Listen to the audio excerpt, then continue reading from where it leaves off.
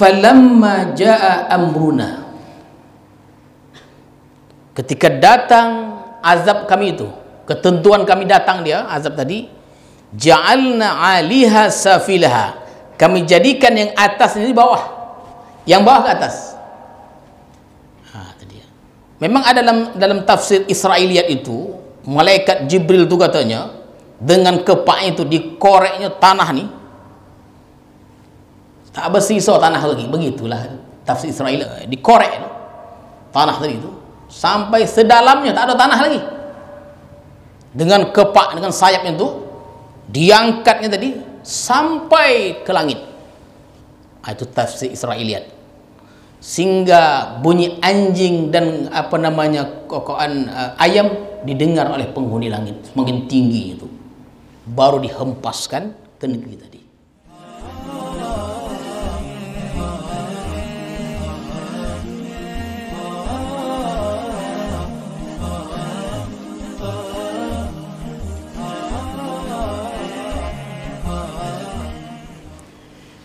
Bismillahirrahmanirrahim.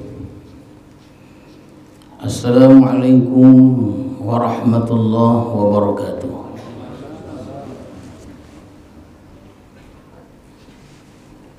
Alhamdulillahi rabbil alamin,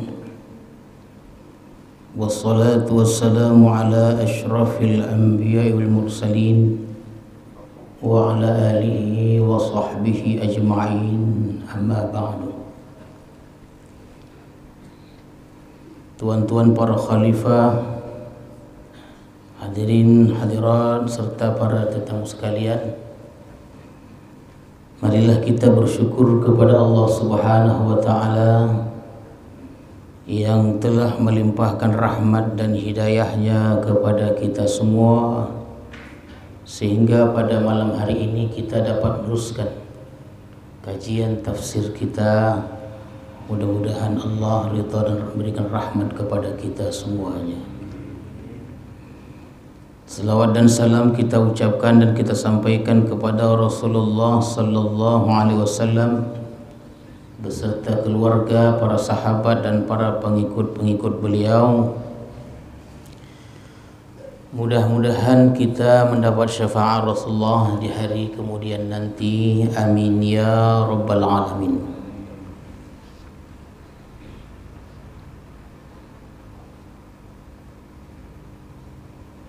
Maka berfirman Allah Subhanahu wa taala dalam surah Hud ayat yang ke-77, sambungan dari ayat yang sebelumnya.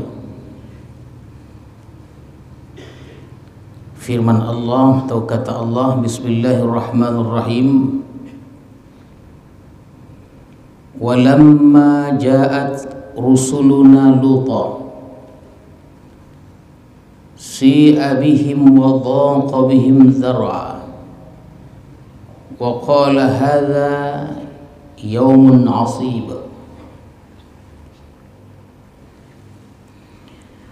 Hadirin dan hadirat sekalian, pada pertemuan sebelumnya, pertemuan yang terdahulu kita ada sebutkan bahwa malaikat-malaikat yang datang ke rumah Nabi Ibrahim alaihissalam, dalam riwayat itu disebutkan diantaranya malaikat Jibril, memberikan dua berita. Berita yang pertama, berita menggembirakan bahwa pada umur yang sudah tua itu, sekitar umur 85 tahun, Sarah melahirkan seorang anak bernama Ishak. Dan berita yang kedua yang membuat Nabi Ibrahim itu cemas itu adalah malaikat yang datang ke rumah Nabi Ibrahim itu setelah selesai segala urusan dengan Nabi Ibrahim, mereka akan meneruskan perjalanan ke negeri Sodom atau Gomorrah di Yordania dengan maksud untuk menghancurkan negeri itu. Jadi setelah perbincangan perbualan antara para malaikat dan Ibrahim selesai, minta izinlah mereka. Malaikat minta izin. malaikat yang menyamar jadi manusia, yang tampan, elok, manis, yang macam orang muda lah. Maka mereka meneruskan perjalanan dari Palestina ke Yordania, tepatnya di dua kampung, namanya kampung Sodom dan Gomorrah. Itulah maksud firman Allah yang saya bacakan tadi itu, yang kata Allah, walamma ja'at rusuluna Luta, dan ingatlah tatkala telah datang utusan-utusan kami, rusuluna Luta, kepada Lut. Jadi Lut ini ketika malaikat memberitakan bahwa kaum Nabi Nuh itu atau negeri akan dihancurkan, cemaslah Nabi Ibrahim. Ada kan tak cemas? Lut ini kemanaannya? Dan waktu mudanya Lut ini selalu bersama Nabi Ibrahim, berjalan bersama mereka, diajar, dididik oleh Nabi Ibrahim. Akan tetapi ketika turun firman atau wahyu memerintahkan Nabi Lut untuk berdakwah di negeri Sodom itu, berpisahlah mereka. Satu di Palestina, satu di Jordania. Ya.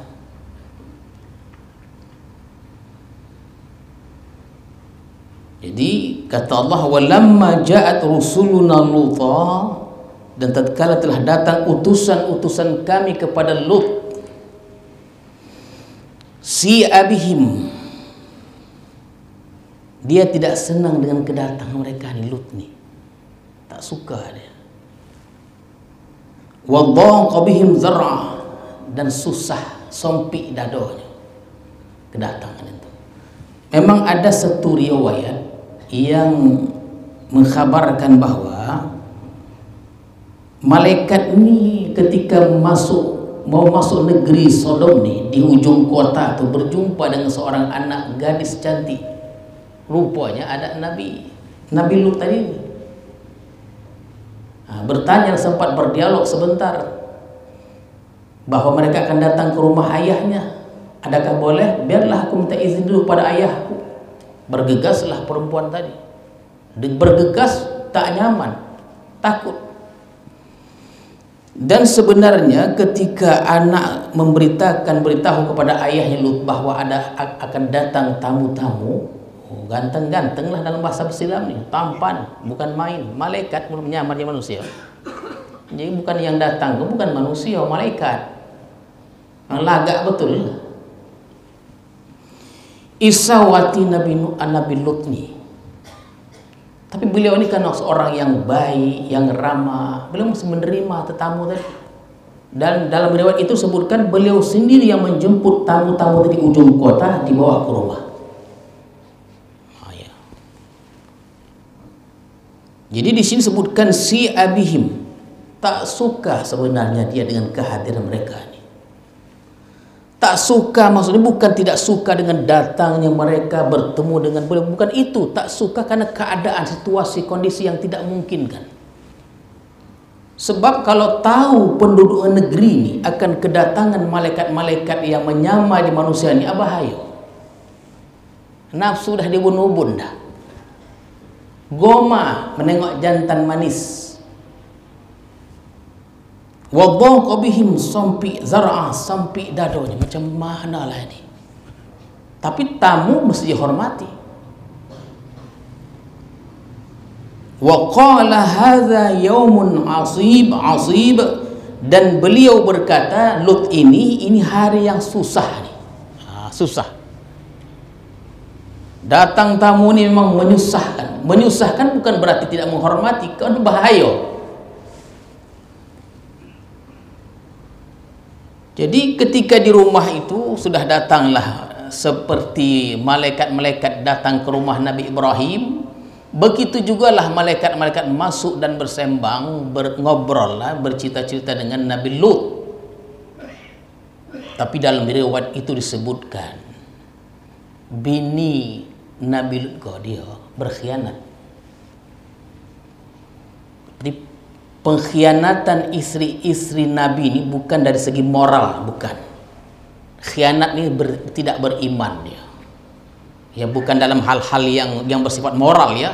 Apabila ada istri Nabi yang berkhianat seperti istri Nabi Lut, itu tuan-tuan sekalian, itu mereka berkhianat kepada suami, tidak ikut dakwah suaminya itu. Secara diam-diam istri keluar dari rumah menghabarkan kepada penduduk kampung ada tamu lagak-lagak.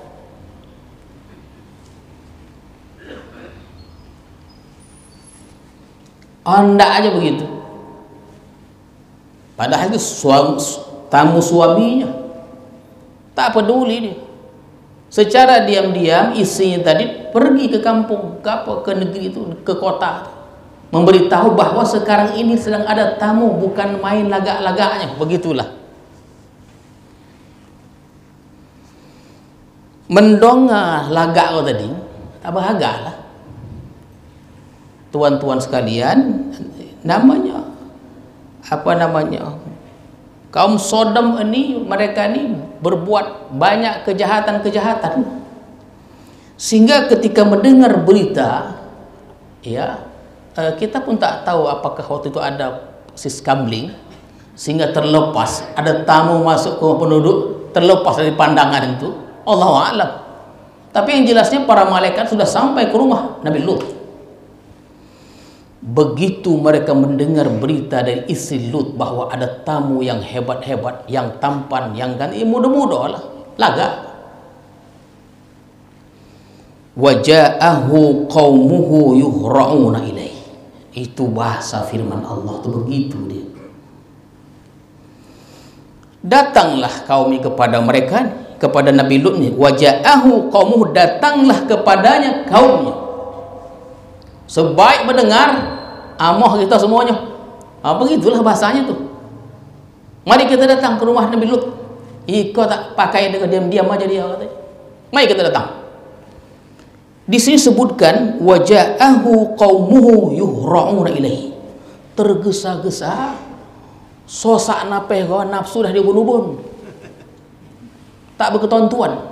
Tak siapa di muka, siapa di belakang. Berebut. Anak jumpa jantan tadi. Karena di zaman Nabi Lut itu jantan hanya seleo dengan jantan. Tak dipandang itu betina dah. Yang betina, jantan.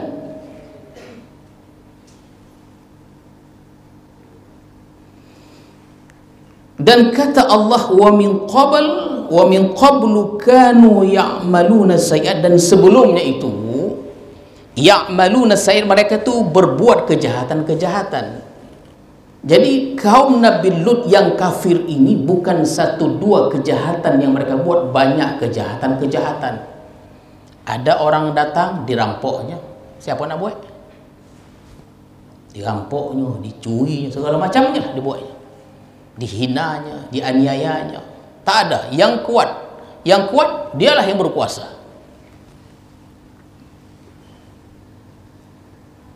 Jadi firman Allah yuhra'una ilaihi, tergesa-gesa datang kepadanya ini. Wa min qablu kanu ya'maluna sayyi'at, dan sebelum mereka itu berbuat kejahatan-kejahatan. Berbuat kejahatan itulah yang menyebabkan mereka yuhra'una ilaihi, tergesa-gesa karena sudah mengasahkan. Maha itu dia. Dosa itu sudah mereka rasakan, dah berulang kali mereka berbuat.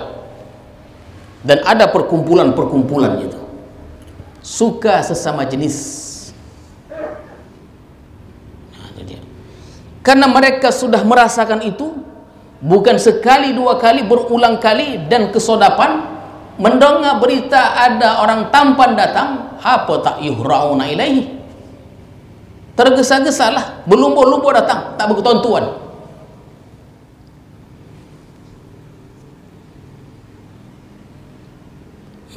Cobalah kita bayangkan bahasa berselam tak berketentuan tu, tak berketentuan dah.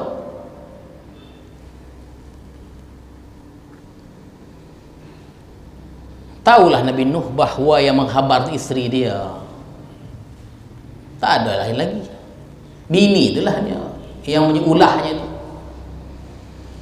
Apa kata Nabi Nuh ketika di luar sudah penuh orang, jantan, bukan satu dua orang, ajab gitu, bukan satu dua orang, banyak, yang ondak ke banyak.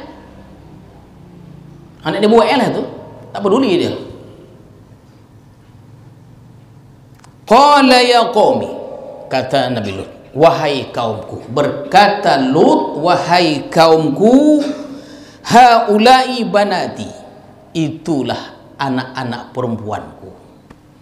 Atharhun atharu lakum, yang masih suci, yang laga, yang dijumpa malaikat tadi, anak tadi itu anak-anakku. Diriwayatkan anaknya 2 orang, perempuan, laga, cantik, elok, sopan. Kalian ambillah secara baik-baik, kawini secara baik, itu lebih baik, lebih suci untuk kalian. Jangan ikut ndak kalian kok. Bukan itu dia, ambillah. Sampai begitu Nabi Lut menawarkan anaknya untuk kaumnya itu, kalian nikahilah anakku ini.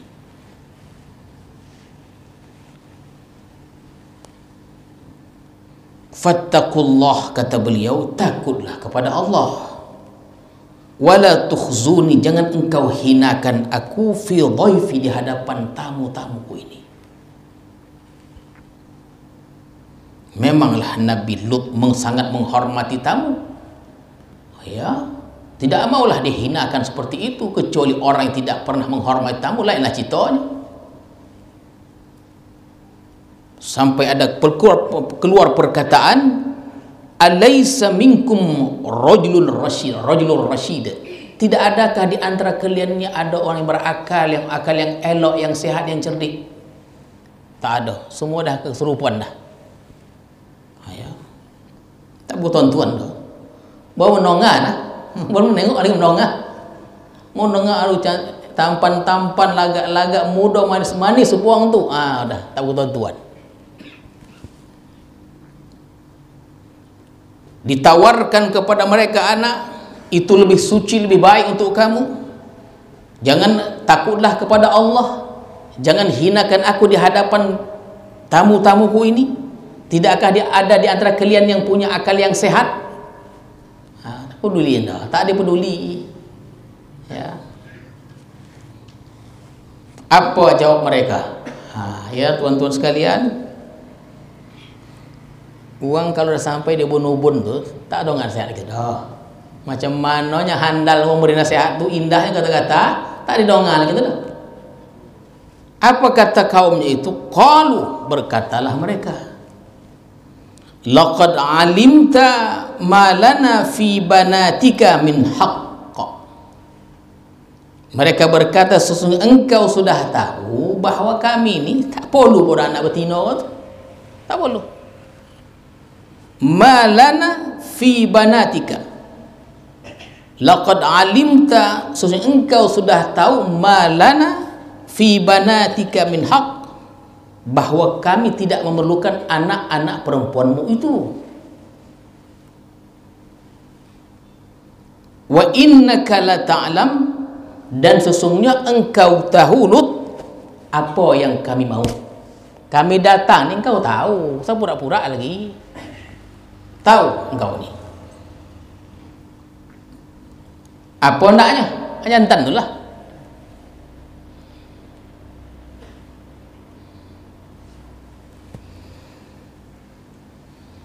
Qala, berkata Lut, lau anna li bikum quwwah, cakap dia sama malaikat tu. Dia tak tahu malaikat lagi ke?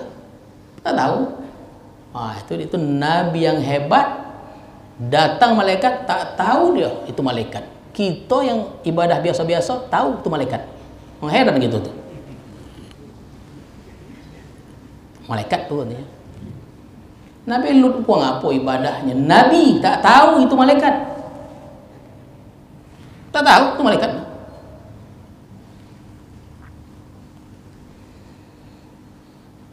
Bawa jemaah sekali tak apa-apa tahunya. Qala law anna li bikum quwwah, alangkah baiknya kalau aku ada kekuatan. Dicakapkannya kepada malaikat tu yang dia tak tahu tu malaikat. Au awi ila ruknin syadid, atau aku bersandar kepada tiang yang kokoh. Artinya tak ada. Menurut adat istiadat dari zaman berzaman, dari dulu hingga hari kiamat, bahawa yang lemah bersandar kepada yang kuat. Nabi Muhammad sallallahu alaihi wasallam lebih kurang 13 tahun lamanya tak ada tempat sandarannya kecuali Abu Talib dan istrinya. Itu pun beliau dibantai juga, tak ada kekuatan. Bahkan pada 3 tahun pertama terpaksa beliau berdakwah secara bersiri dengan rahasia karena tak ada kekuatan tempat bersandar, pembela tak ada. Padahal penentang Nabi itu keluarganya semuanya.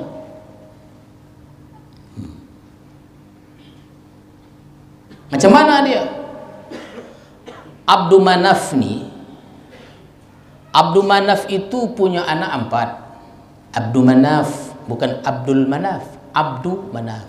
Tulisan yang betul tu Abdul Manaf. Karena tak ada Al-Manaf, tak ada, yang ada tu Manaf. Jadi tulisnya Abdul Manaf. Abdul Manaf ini dia punya beberapa orang anak. Di antaranya namanya ada Abdul Syams.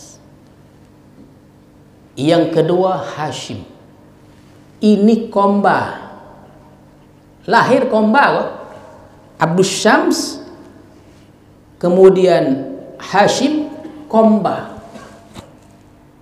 Bahkan dalam ada satu riwayat, waktu kuku ini Abdul Syams terkena badan Hashim berdarah terlahir itu komba.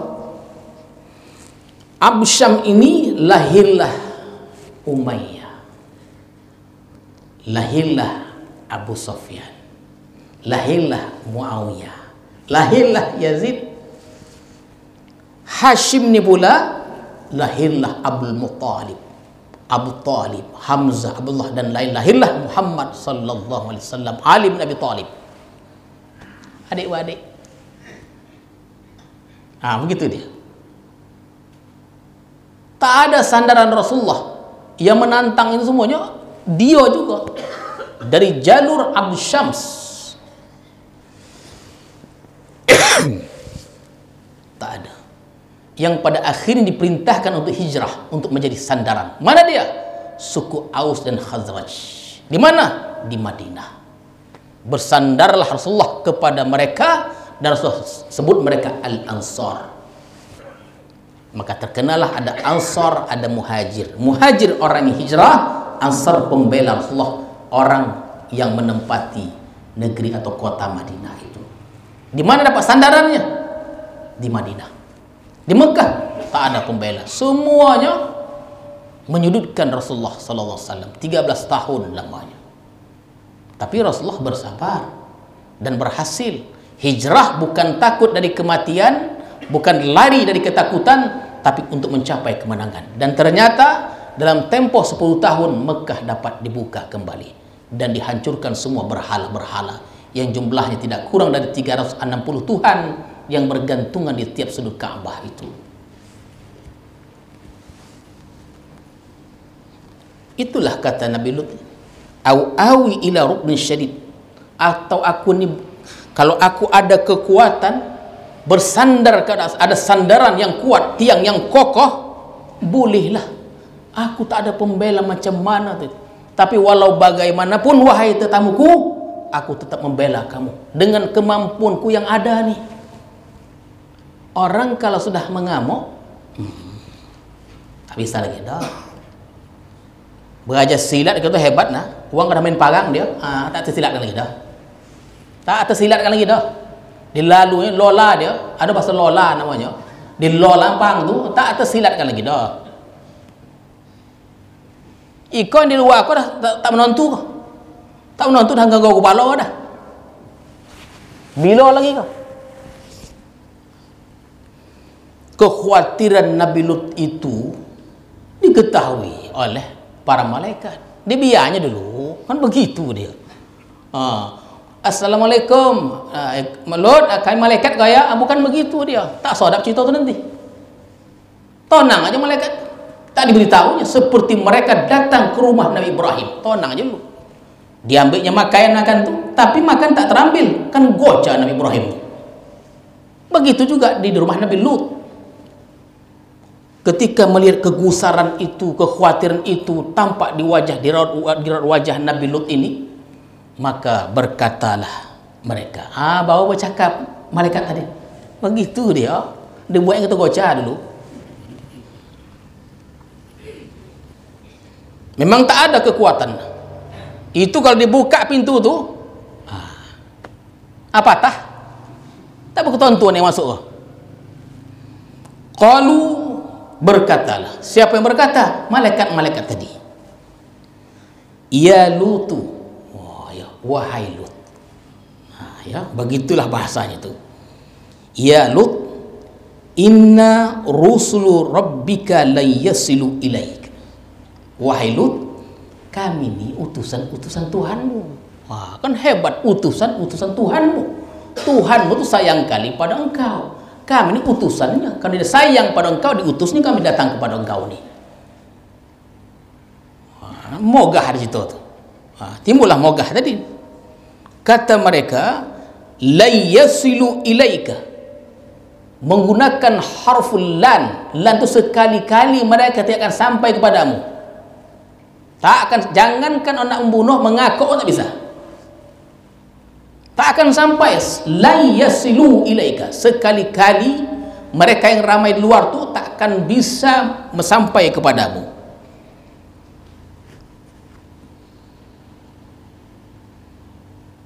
Nah, jadi tuan-tuan, puan-puan serta hadirin-hadirin sekalian, ada satu riwayat dalam tafsir itulah, tafsir itu tidak ada risiko dia. Katanya waktu dibuka pintu tu, ikau tak bertuan-tuan kau, ngeri gitu tu nah. Tak bertuan-tuan. Macam mana kita berhadapan uang dengan tidak bertuan-tuan?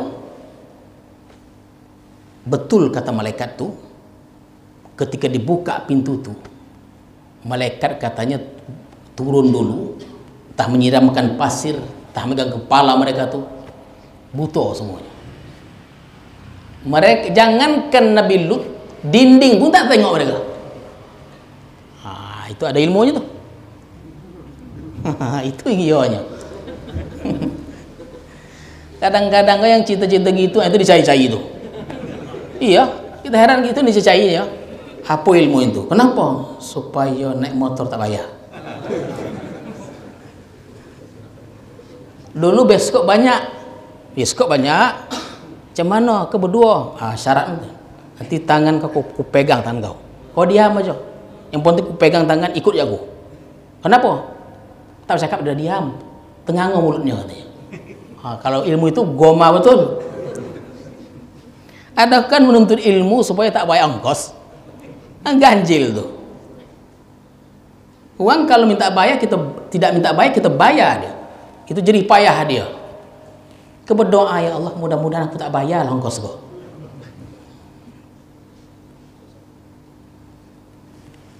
Itu makna la yasilu ilai, mereka tak sampai padamu, mereka tak dapat melihat, dan mereka mengamuk. Atau tak mengamuk dia. Ya kan, tak bisa menengok. Rupanya cita saja punya bahawa yang tampan, sampai ditompek tak bisa melihat.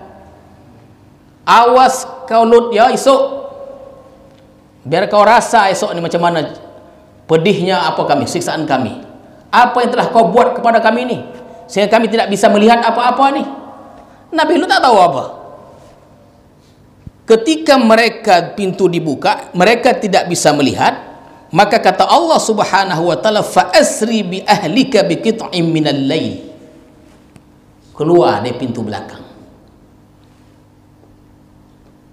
Maka keluarlah, berjalanlah, pergilah engkau di tengah malam, minal lail, wala yaltafit minkum ahadun, dan tidak ada seorang pun yang menoleh ke belakang. Supaya apa? Jangan melihat peristiwa yang akan ditimpakan kepada negeri Sodom dan Gomorrah itu terjadi, jangan dilihat oleh mereka, karena itu azab yang sangat mengerikan. Jadi jangan menoleh kanan, jangan menoleh kiri, berjalan saja terus, jangan pandang-pandang. Wala yaltafit, wala yaltafit minkum ahadun illam ra'atak, kecuali istrimu. Sudah dikabarkan, kecuali istrimu wahai Lut. Itu dikatakan ketika mereka sudah keluar rumah itu, berjalan ke belakang, bini engkau menengok ke belakang, ingin menyaksikan, dan tak percaya tuan-tuan. tak percaya apa yang dikhabarkan malaikat itu bahwa akan ditimpa azab negerinya, tak percaya. Tengok tak ada, dia pun secara lahan-lahan jalan pelan-pelan dia. Ini kan ligat nih, jalan ligat, dia pura-pura ligat perlahan, supaya apa? Supaya menyelinap. Betul. Dan dia mundur ke belakang, pergi ke kampung halaman kembali, tidak ikut dengan suami dan anak-anaknya itu. Innahu musibuha ma asabahum, mengenai dirinya azab tadi, mengenai dirinya sebagaimana mengenai mereka, ma asabahum, kaum itu. Jadi bini itu mati karena janji Allah itu, inna mau'idahumus subh, janji yang dijanjikan akan datang itu adalah subuh.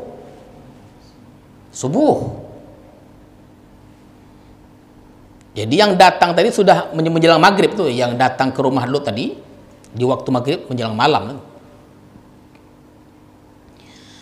Janji yang dijanjikan datangnya azab itu adalah subuh. As-subuhu alaysa as-subuhu biqarib, tidakkah subuh sudah dekat?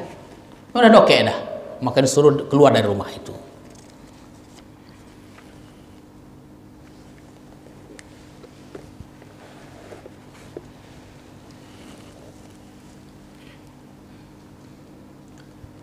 Dalam surah Hud ini Allah firmankan setelah menjauh Nabi Lut tadi ini dan anak-anaknya menjauh dari negeri itu.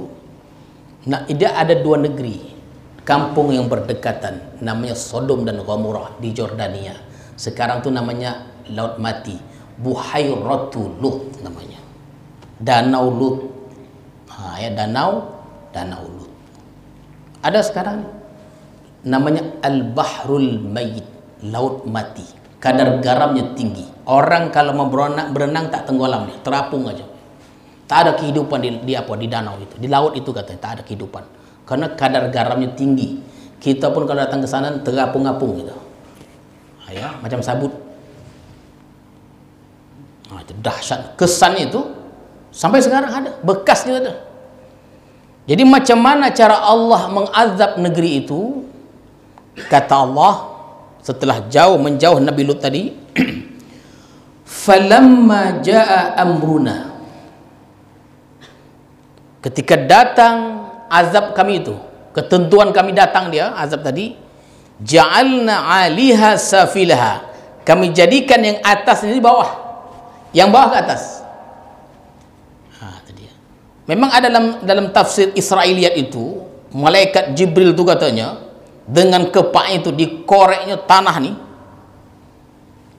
tak bersisa tanah lagi. Begitulah tafsir Israel, tak dikorek tanah tadi itu sampai sedalamnya tak ada tanah lagi.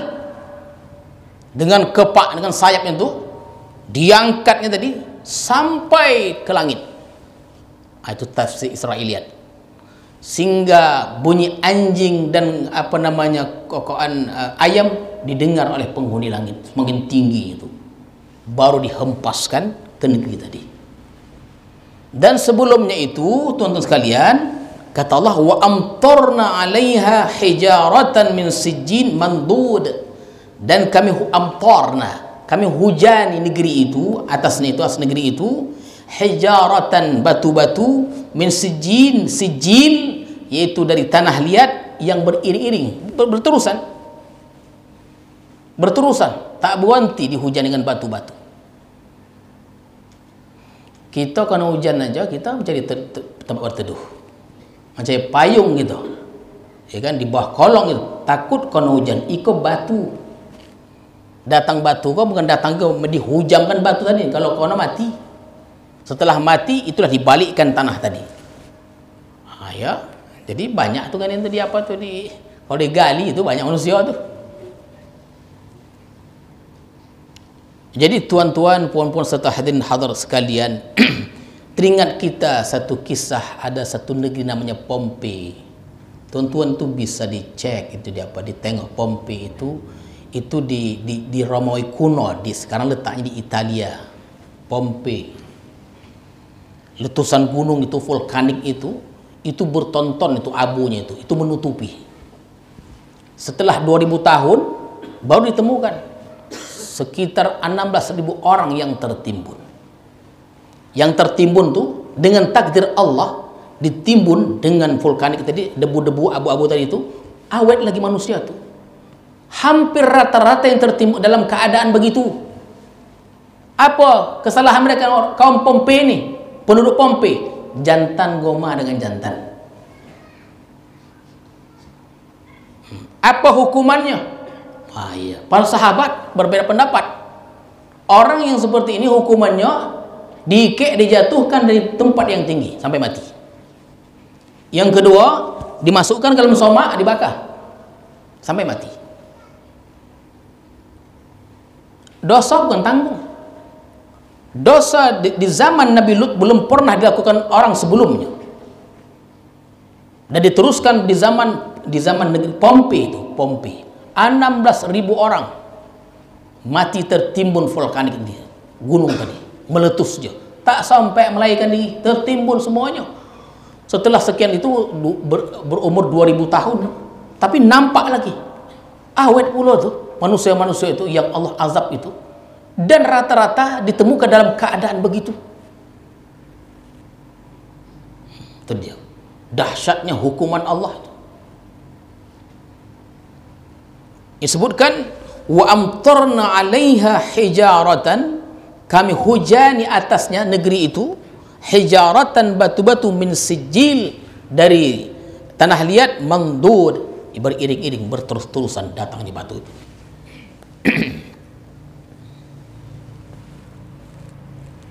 Musawwamatan 'inda rabbik wa ma hiya minadh dhalimin biba'id, yang sudah ditandai di sisi Tuhanmu. Ada riwayat mengatakan batu-batu itu sudah ada tanda-tandanya, ika atau mengono pada fulan-fulan. Macam kejadian pasukan bergajah yang Abraha yang ingin menghancurkan Ka'bah, itu ada juga riwayat mengatakan batu-batu itu sudah ada pemiliknya itu. Oh, ini batu ini akan dijatuhkan kepada fulan-fulan, mati semuanya. Sudah ada ketentuannya itu. Demikian juga di zaman itu. Batu-batu yang Allah dilemparkan itu mengenai orang-orang tertentu. Dan tuan-tuan serta hadirin sekalian, rumah yang beriman di negeri itu hanya satu rumah, itulah rumah Nabi Lut alaihissalam. Lita berdakwah nih, tak ada yang ikut. Lita yang ikut anaknya 2 orang aja. Bini pun tak ikut. Bukan mudah berdakwah.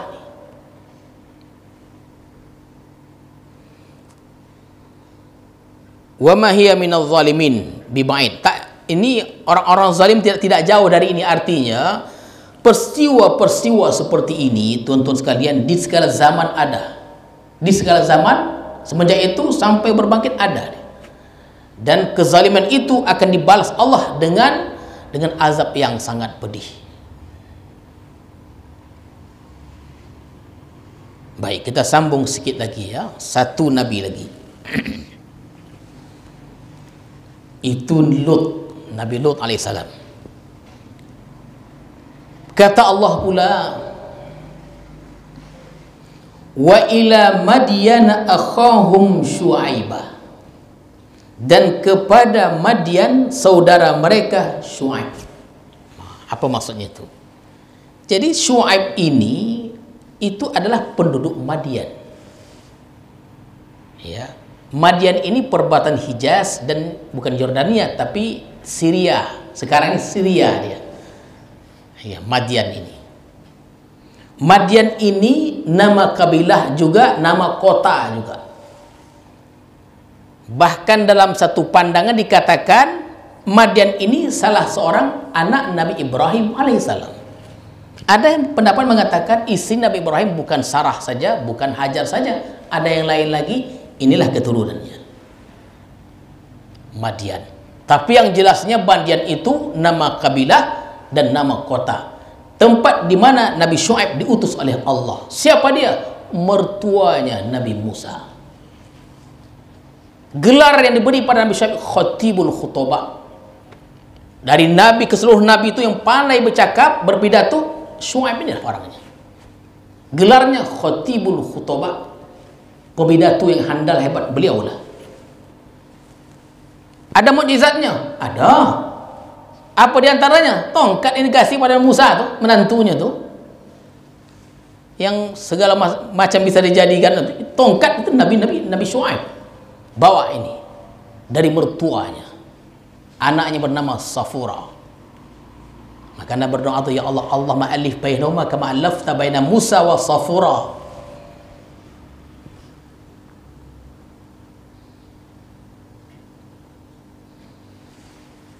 Elok nanti kalau ada cucu itu panggil namanya Safura. Ya, nama Safura, ya, Safura. Jadi Nabi Syuaib ini terlahir dari kalangan kabilah tadi, Madian namanya. Jadi Nabi Syuaib diutus kepada kaumnya seperti Nabi Nuh diutus kepada kaumnya, seperti Nabi Hud diutus kepada kaumnya. Begitu Tuhan sekalian. Nabi Muhammad diutus kepada bangsanya Quraisy, dan Nabi Syuaib diutus kepada bangsanya sendiri, kaum sendiri, Madian namanya. Di mana itu? Perbatasan Hijaz dan Syria sekarang ini, Madian namanya. Dan Nabi Syuaib ini pula, tuan-tuan sekalian, diutus kepada dua tempat. Ini ada kelebihnya lagi nih. Yang pertama Madian, yang kedua Aikah. Aikah. Ada mengatakan Aikah itu pokok yang disembah oleh penduduk itu, maka disebut penduduk itu Ashabul Aikah. Bersebolahan aja, tak jauh, ya. Macam mesti ngomong jauh aja. Oke. Satu Madian, satu Aikah. Ada situ Nabi Syuaib diutus oleh Allah Subhanahu wa taala. Diutuslah Nabi Syuaib alaihi salam, dan berkatalah beliau. Ya, Nabi ini berkata dia. Qala ya qaumi ibudullah, wahai kaumku, sembahlah Allah. Artinya kesalahan, di antara kesalahan kejahatan yang mereka buat menyembah selain Allah ada. Kalau kita melihat dari firman Allah, ya qaumi, wahai kaumku, ubudullah, sembahlah Allah, malakum min ilahin ghairuh, tiada Tuhan melainkan Dia, Allah Subhanahu wa taala.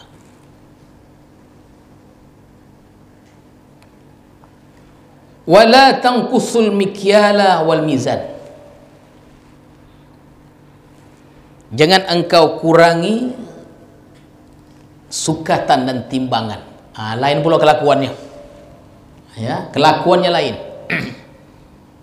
Ini tidak begitu jauh nih, Yordania Syria ini tak begitu jauh. Yang satu kelakuannya begitu, yang lain kelakuannya begitu. Lain bangsa, lain kelakuannya. Wala tanqusul mikyala wal mizan, sukatan dan timbangan jangan kurangi. Jadi pada masa itu Nabi Syuaib terkenal penduduk suka buat curang, membohong, menipu, menimbang, bohongnya kojonya, tak mana cawanya kita tak buati. Ya, itu dia. Sukatan gantang tu ada yang bosak, ada yang koci. Ya. Pandai lah untuk macam mana cawanya itu. Ini arakum bi khair, kata Nabi Syuaib, aku melihat kau baik. Sawah elok, kebun elok, jualan elok, joki itu ada. Tapi kenapa berbuat curang? Karena dikuasai hawa nafsu. Anak untung banyak, anak copek kayu, tapi merajalela.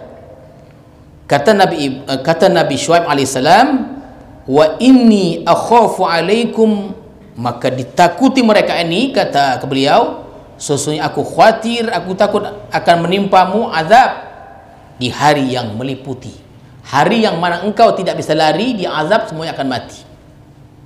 Memanglah setelah itu tuan-tuan serta hadirin hadirat sekalian, dakwah terus disampaikan, tapi kelakuan tidak berubah. Akhirnya datanglah azab Allah Subhanahu wa taala berupa awan yang panas dan bunyi halilintar yang cukup kuat. Mereka bergelimpangan mati dalam rumah mereka, jasimin. Ya, ada istilah jasimin itu fi darihim jasimin, mati bergelimpangan di rumah mereka sendiri, mendengar letupan yang sangat kuat sampai putus jantung nih, tali jantung itu putus dia, saking kuatnya bunyi letupan itu. Oleh karena itu kita berdoa kepada Allah supaya kita dihindari dari segala murka Allah Subhanahu wa taala. Allah mudahkan kita, Allah sehatkan kita dalam taat kepada Allah, yang kelak kita dimasukkan ke dalam surga Allah Subhanahu wa taala bersama orang-orang yang dicintai, dikasihi Allah Subhanahu wa taala. Itulah dia tuan-tuan, puan-puan serta hadirin hadirat sekalian, dua nabi yang kita sebutkan ini, yaitu nabi dapat kita ceritakan, kita kisahkan, Nabi Lut dan Nabi Syuaib alaihi wassalam. Mudah-mudahan kisah yang dikisahkan ini memberikan manfaat kepada kita dan meningkatkan amal kepada Allah Subhanahu wa taala. Amin ya rabbal alamin. A'udzu billahi minasyaitonir rajim. Bismillahirrahmanirrahim. Allahumma zidna ilma warzuqna fahma walhiqna bis salihin. Allahumma ja'al jam'ana hadza jam'an marhuma wa tafarruqana min ba'di tafarruqan ma'suma. Wa sallallahu ala sayyidina Muhammadin wa ala alihi wa sahbihi ajma'in. Subhana rabbika rabbil izzati amma yasifun wa salamun al mursalin walhamdulillahi rabbil alamin. Assalamualaikum warahmatullahi